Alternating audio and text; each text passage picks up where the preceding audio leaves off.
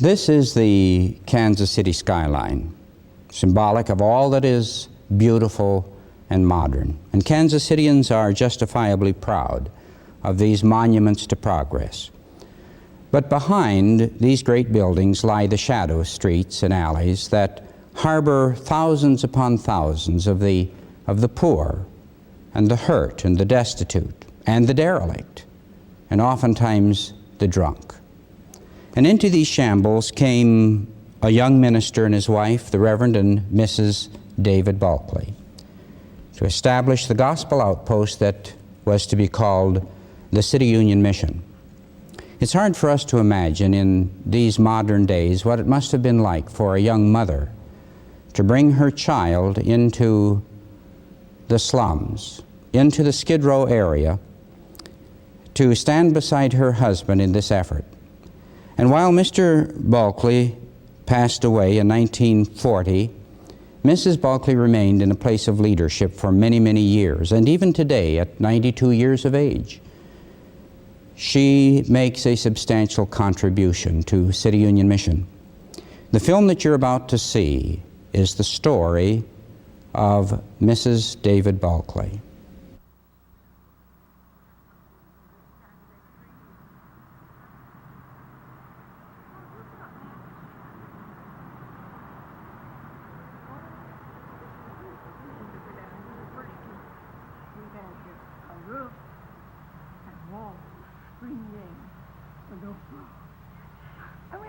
Bring their own bedding, and you can imagine what a mess it was. And they slept on the ground? Well, cots. Oh. You remember the little bed we had?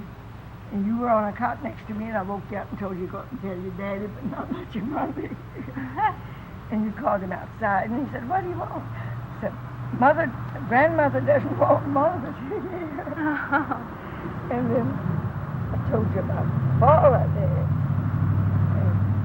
And the took the doctor in the station wagon. But Ruth got down there pretty bad for houses. Well, I remember the chicken wire bank was a structure. I remember the chicken wire bank was a structure, but I don't remember the current. You didn't? How was it?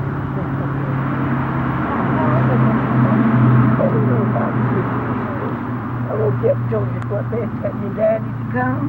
Said I know. I know, I've been here since I was 3. How long has camp been around? 45 years. Well, how'd you ever come by all this land? This particular spot? Yeah. 2 board members' families with their children. And Mr. Buckley and your mother was a little girl. And I all came down. And right at that apex up there, where one road leads to Warsaw, and one to Clinton, and one to Deepwater, Dad took his hat off and he said, "Dear Lord, give me some of this wooded land for my men to get them out of the North End when they've accepted Christ, and for all the children that don't have any place to go in the summer." And you know, God heard his prayer. We find out that it belonged to an estate from Topeka, Kansas. And Dad went down and did some inquiry and talked to this man. At first he bargained for 2,000 acres. He had such a big dream, he wanted to give a few acres to each family to get them out of the crowded slums and give them all the equipment they needed for 1 year to see if they would develop that acreage and try to make a living for the family. Well, he decided when he started the payments it was a little too much. Yeah. So we met $1,000 a year plus the interest, because it took us, we didn't get through in 1,000 years. But you know, the Rural Rehabilitation Company wanted to buy the place. And we said, "No, we're going to pay for it." And we paid for it real soon. So in 12 years, it was ours. Well, how'd you feel about this? Did you think it was a wise move? Oh, my, yes. I was just crazy to get the people out of it. And right away then, Dad said, "All right, we won't try camp till next year." That was in 34, see, that we bought the place, came down. So in 35, we had this one log room built, and all the counselors of both camps stayed, the women stayed on cots in that one room. And where the merry-go-round is, we put all the men counselors in a tent. Oh. And we ate outdoors and cooked outdoors. And we had a ceiling and screened in with shutters on the outside for the dormitory. And that was the very first camp. It was crude. We had outdoor latrines, everything like that. And finally, we built a big shower up at Big Camp. And we take our little tots in the truck and take them up there for the baths. And then out where the big sister's cabin is, we built a shower with showers all around three walls. I think. And next to it, a little dressing room. Uh-huh. And we had powder everywhere. Oh, yes. And a little girl went home and said, I can't go to sleep without a bath. At Totlot, I have a bath every night of the world.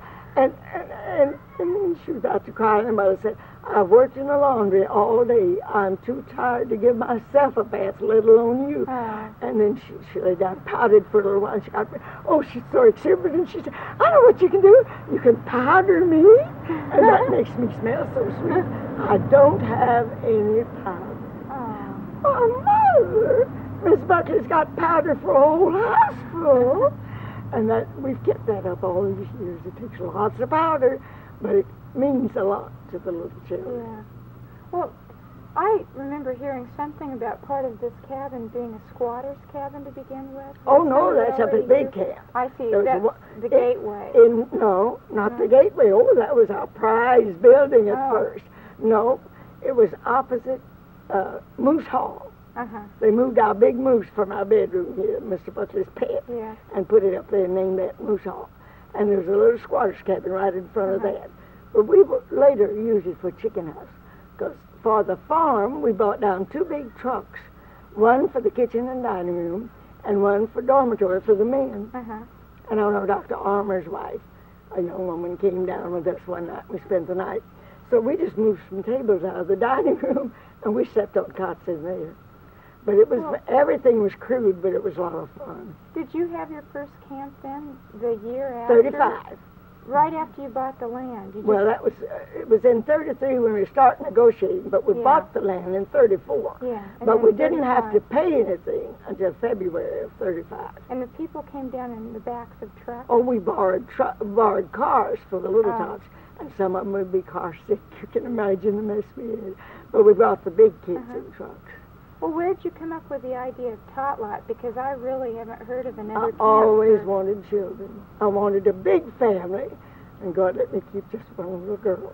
She's worth all of them. Yeah, but what? But then I said, well, I'm going to have a camp for the little tots. That's what I wanted. I don't know anybody that has, let me see, the Catholic camp flower, good flower, or something like that, some flower thing. Took children 8 years of age. But I wanted them 3 years of age and not over 6. And that's the way we started. And they were darling. I've got pictures of some of the little children.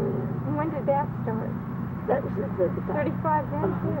But we tried to have mothers to take care of the children. They get too jealous.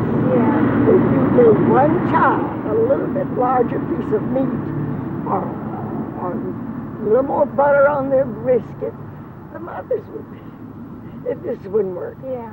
So I said, well, I think teenage girls need to be trained anyway. And I've had some wonderful girls. And when was Nappy Shack built, the first dormitory for the little tots? Oh, they threw that up in a hurry, and they made it out of a shop. We had a man who would cut down the trees, and they'd be run, the men would, and they'd run them in a small sawmill. Yeah. And then they took that lumber, it was just sawed, and built that building. But it really and in the lasted summer, a long time. Oh, yes. Because it was still here in, let's see, 52 when I came. I remember being flown out on an airplane when I was 3 years old from California to go to Totlot with you. And I'm just thinking back and wondering, where did all the other children come from? I mean, I know they didn't fly from California. Well, you know, dear, it was during the Depression, and many families tried to crowd into the same quarters to live because of a heating problem, and everything was so bad, you know, and so high, and they were so poverty-stricken. We had then the Provident Association that helped families. Yeah. and we cooperated all we possibly could. But they just came from down in the bottom, and there was one family came from a shack built from refuge picked up off the city dump, and they lived in that place. And then on the west side, in Old Quality Hill, with those beautiful old homes, were all turned into tenement houses. And sometimes we had 4 large families of children that lived on one floor in that place. And one cold day, Dad said to take a whole carload of covers and go up, because he knew they were suffering from the cold. So I visited 3 families, empty houses, knocked on the door, nobody there. On the 4th house, I found all 4 of them crowded in that room around one little stove, and they said, we have our last scuttle of coal.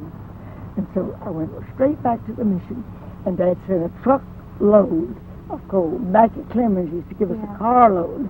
We sent a truckload of coal up there to be divided with families. Well, you know, I know when I was little, you used to cram a lot of stuff in our head, a lot of Bible stories and stuff like that. Do you still do that? I do, because of this reason.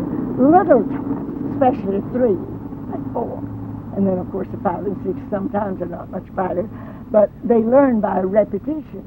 And so the first night, I give them about 5 wonderful songs that pertain to the verses and the stories they're going to have.